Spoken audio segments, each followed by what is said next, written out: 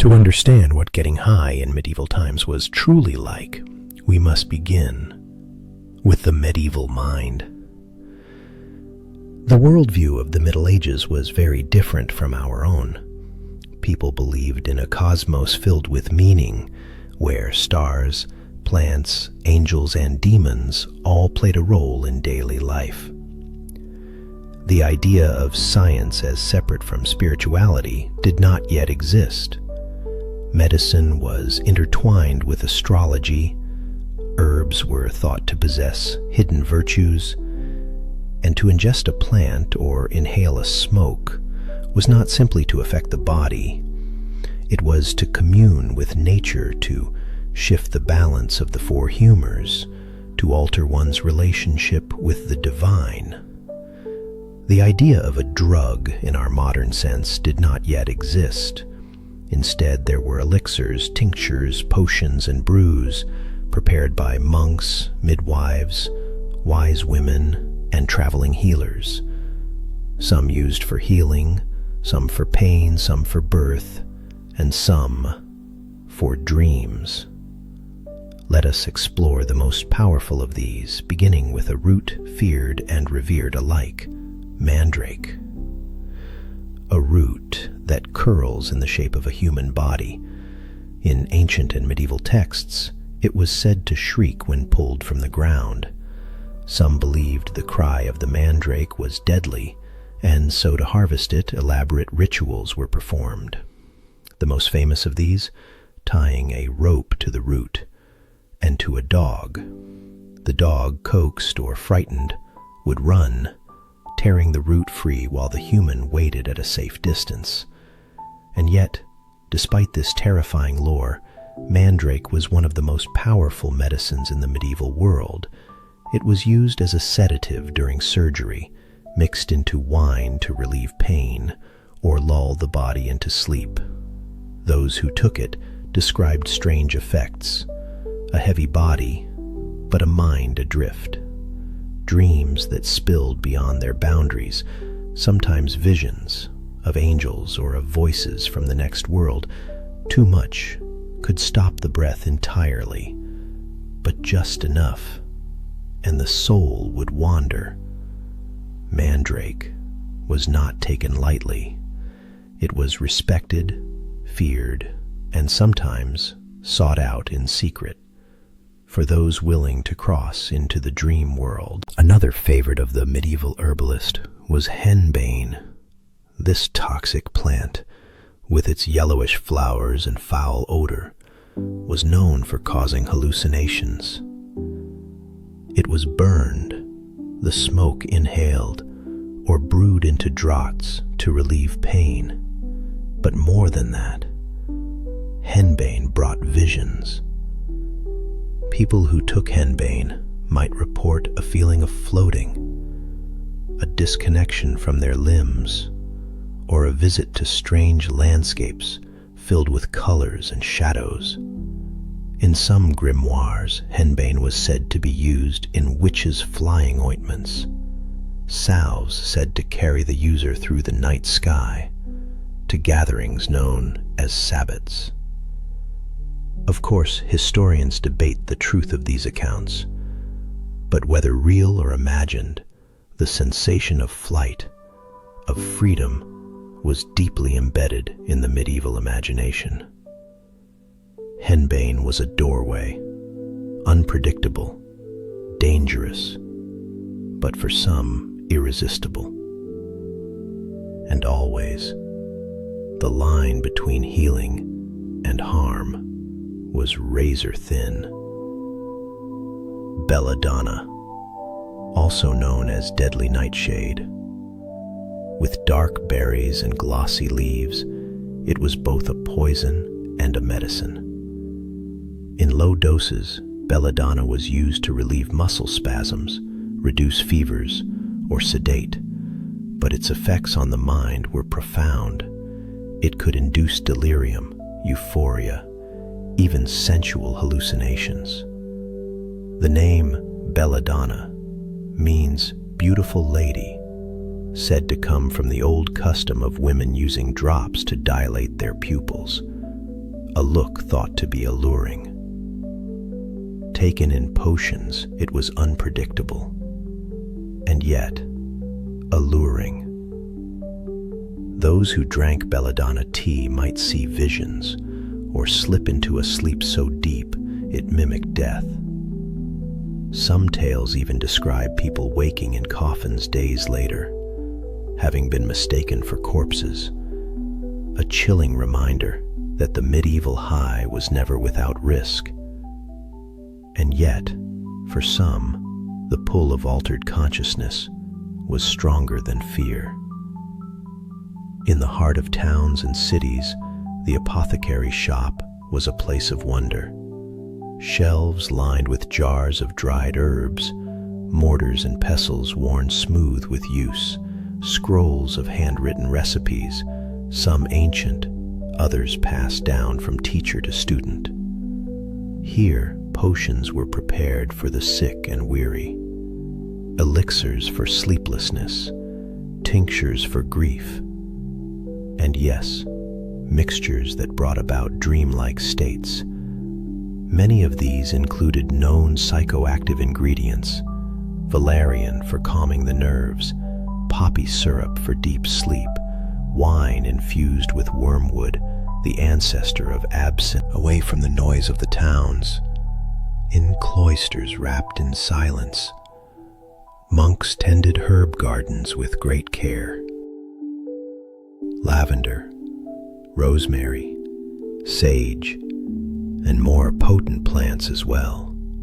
Monastic medicine was built on centuries of knowledge, preserved in Latin texts, copied by hand, by candlelight. The monks knew of opium, brought through trade with the East. They brewed it into syrups to ease pain and induce blessed sleep. They used mugwort, a dream herb, to aid in visions. Some monks, particularly mystics, even sought to experience divine visions through fasting, meditation, and sometimes herbal aid. In these hallowed halls, the high was not for pleasure. It was for communion, healing, and revelation. The body was a temple, and the mind a gateway. But beyond the monasteries, and far from the cities, lived another kind of healer, the wise woman, the village midwife, the forest witch. She knew the plants others feared. She gathered them in secret, under moonlight, speaking softly to the soil. Her recipes were passed down orally, through whispered songs and careful hands. She used henbane, belladonna, wolf's bane in tiny doses. She brewed teas that quieted crying infants and ointments that eased childbirth pain, but also mixtures that brought strange dreams that helped the grieving forget, if only for a night, or that opened the gates to visions of the dead. These women were revered and feared, accused of witchcraft, but sought out in times of desperation. Their knowledge was deep and dangerous, and their high was one of transformation, a ritual, a rite, a dance with the unknown. Not all altered states in medieval life came from rare herbs or hidden rituals. For many, the high was found in the village alehouse, in the clatter of wooden mugs, the warmth of hearth fires, and the heavy scent of fermented drink. Alehouses were common gathering places, hubs of gossip, laughter, and sometimes forgetfulness. Ale, mead, and cider were the drinks of the people, safer than most water, and often brewed thick and strong. For peasants, laborers, and travelers, intoxication came not from tinctures, but from tankards. Laughter. From the east came treasures, silk, spices, and among them, opium, brought along the silk roads, carried in satchels by merchants and scholars. This resin, drawn from the poppy flower, held great power. It was prized in the Islamic world for its ability to dull pain, calm nerves, and ease suffering. European physicians, especially those trained in Mediterranean cities, began to experiment with it. In small doses, opium was stirred into wine, used to soothe the dying, to calm the restless. To some, it felt like being cradled by clouds, a silken descent into sleep. To others, it became an escape, a hush against the weight of sorrow. It was rare, expensive, and for a time, a secret of the elite. But its presence grew, and with it, so too did Europe's knowledge of the profound power of the poppy. Not all medieval highs came from the earth. Some rose from the soul. Pilgrims walked for months across Europe, barefoot, aching, hungry, seeking relics, miracles, forgiveness. In their exhaustion, many entered trance-like states, described as visions, moments of grace, or voices whispering from the divine. Mystics, too, sought altered states. Figures like Hildegard of Bingen wrote of blinding lights and symphonic voices. She believed they came not from madness, but from God. Monks fasted, meditated, isolated themselves in stone cells, and in their silence they sometimes found ecstasy, a high not of substance but of spirit, and yet just as real, just as transporting.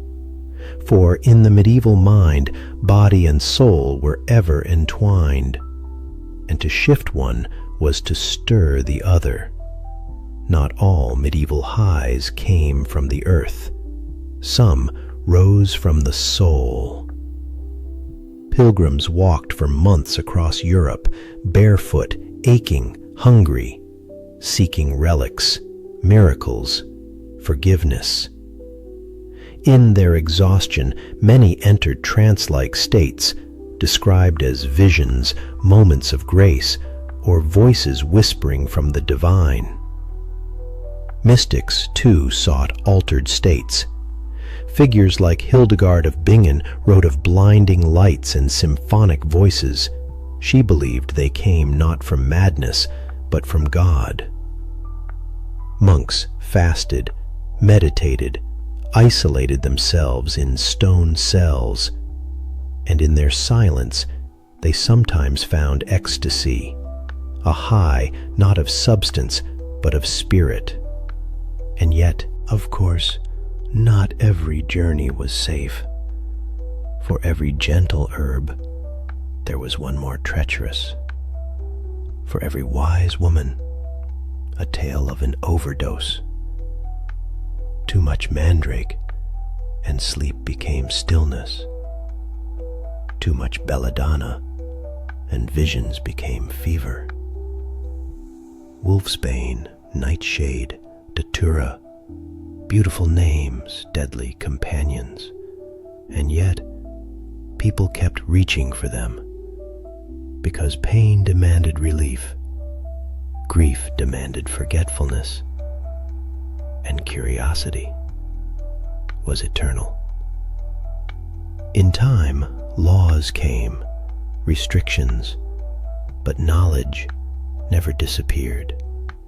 It lingered in manuscripts, in gardens, in whispers passed down, waiting for someone brave or desperate enough to seek it again. And now, dear listener, we return. Back from the forests, the monasteries, the winding village lanes. What have we seen? A world where herbs and dreams mingled, where the line between medicine, magic, and intoxication was ever shifting, where getting high was not rebellion, but often healing. Sometimes ritual, sometimes just a need to escape. And in that, the medieval world is not so different from ours. Tonight, as your own dreams begin to stir, let yourself drift gently. Let the old world cradle you. Imagine the scent of herbs in the evening air, the flicker of candlelight across parchment, and the low hum of an ancient lullaby. Sleep now, sleep and dream as countless others have before you, in castles, in cottages, in cloisters, all seeking a moment of quiet, a moment of peace, a moment somewhere between this world and the next. Good night.